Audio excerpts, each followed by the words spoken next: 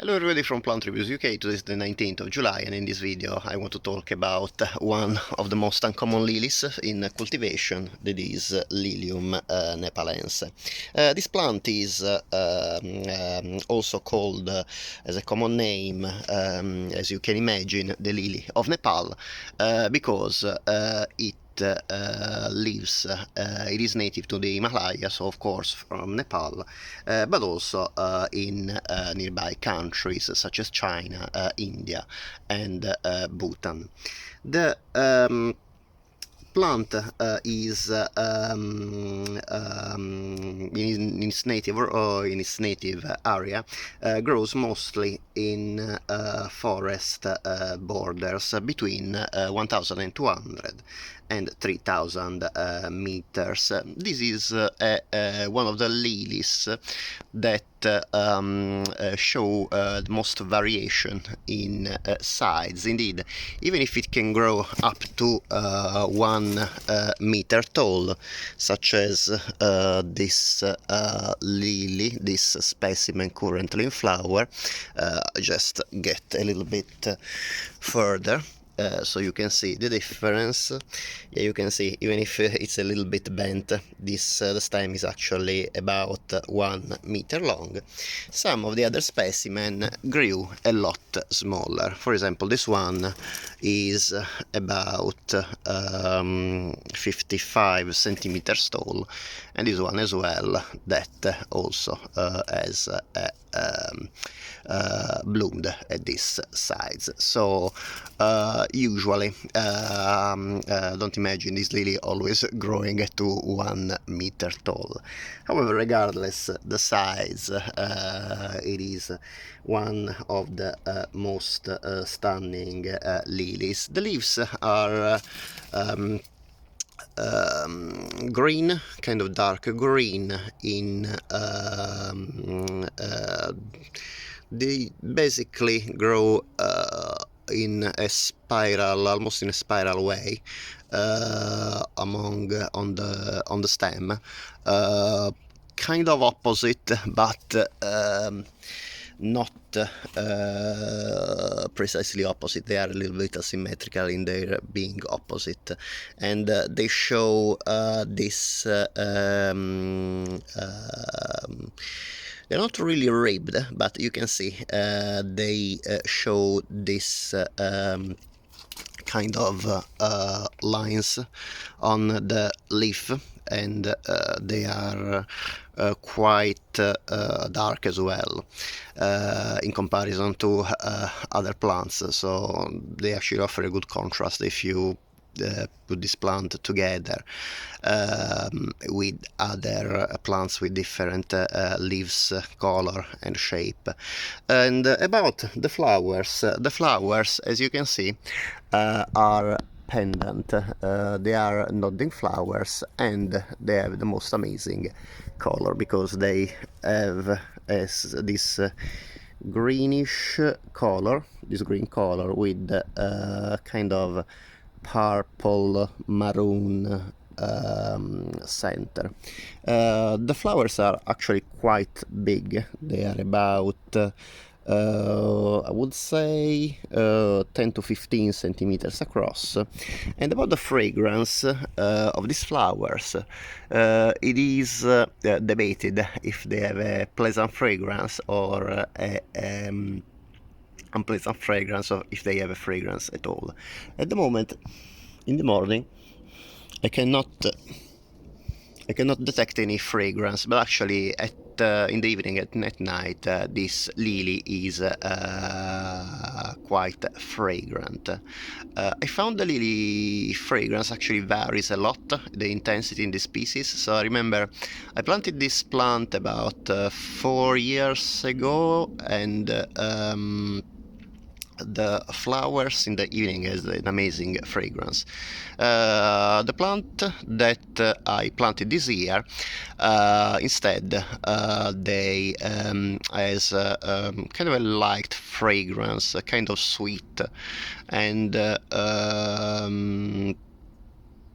yeah, I would say pleasant, but not particularly intense. There were plants that of this species, the Lilium nepalense I had 4 years ago, they were a lot more fragrant.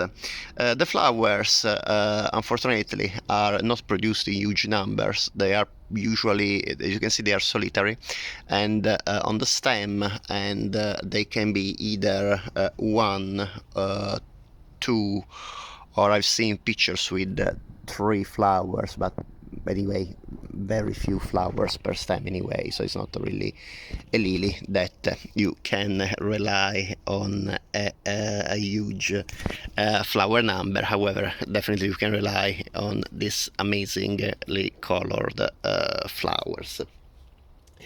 About the bulbs are quite small, about 3-4 centimeters across, and they are usually not available in garden center. It's quite a rare lily, so I bought it online both this year and 4 years ago, and I planted in this pot about 5 centimeters deep.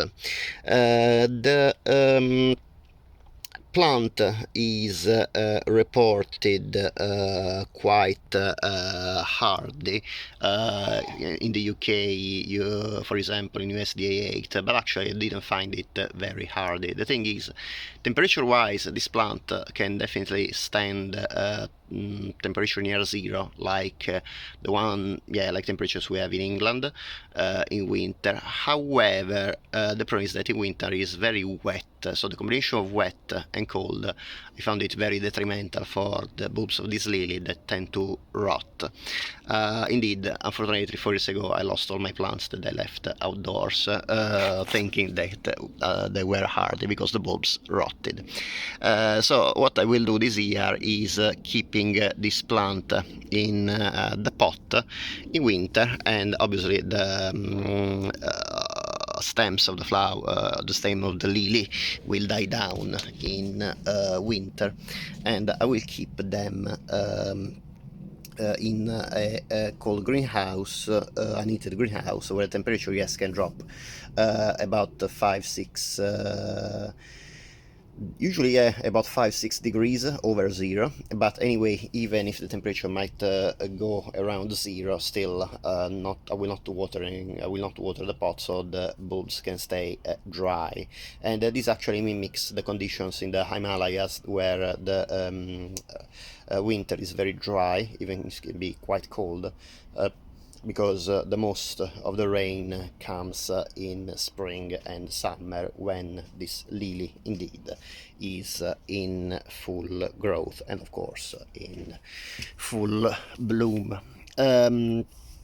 The plant, as I said, develops from bulbs, and this is actually a plant that is stoloniferous, so can produce many bulbs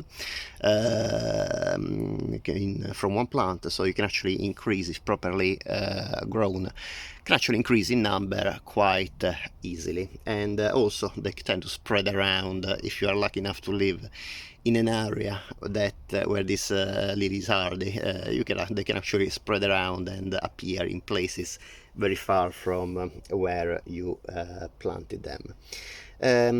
About the exposure, this plant ideally needs partial shade, doesn't really like too much sun, and indeed, unfortunately, I have to say, both the leaves and the flowers in this case are a bit scorched by the sun, because I think I left it growing with my all other lilies that love full sun, but unfortunately this one really I should have put it in a more sheltered area from the sun, and indeed you can see the flowers are a little bit scorched by the sun. They are still absolutely stunning, but they would have looked even more beautiful if it was in partial shade. About the soil, the soil is needs to be slightly acidic and of course well fertilized, ideally, because lilies love good fertilizers. And the The plant, as I said, is not very common. However, I bought it online from Darcy and Everest nursery. Is a plant nursery that provides very nice plants, very good quality, and I'm really satisfied of these lilies, as well as from the as well as the other plants I bought from there.